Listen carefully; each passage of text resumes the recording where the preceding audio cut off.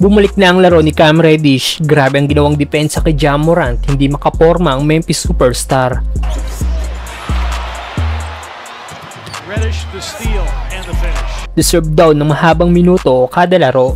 Isa sa player ng Lakers ang hindi isinama sa rotation ng team sa pagsisimula ng season ay walang iba kundi si Cam Reddish. Pero kanina sa laban nila sa Memphis Grizzlies, nagpakitang gilas nga pong Lakers forward at ipinakita kay Coach JJ Redick kung bakit dapat isama na siya sa rotation ng team. Si Reddish lang naman ang naging leading scorer sa mga bench player ng Lakers with 15 points, 6 rebounds, 2 assists at 2 steals. 2 of 2 din si Reddish sa 3-point area.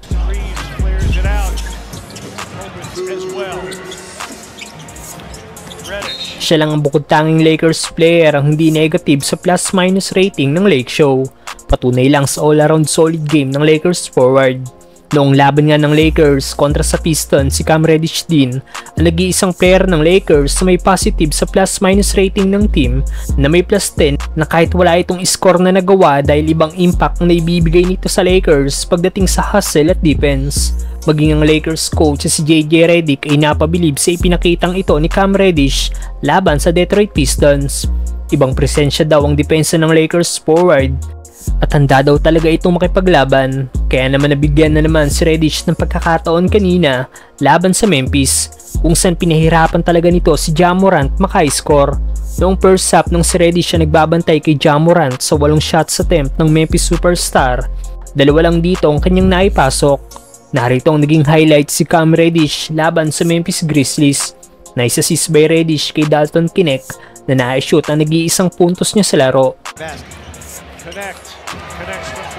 Pagtira pa lang ni Kennard ang 3-point shot, binaksout kagad ni Reddish si Santi Aldama. Nakuha tuloy ng Lakers forward ang rebound. Sa play namang ito, bilis hinabol ni Reddish si Ja Morant at inagaw dito ang bola.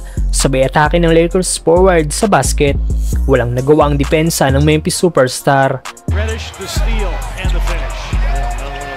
Sablay naman ang ginawang tira ni Morant, ater siyang salubungin ni Jackson Hayes at nakuha ni Reddish ang bola.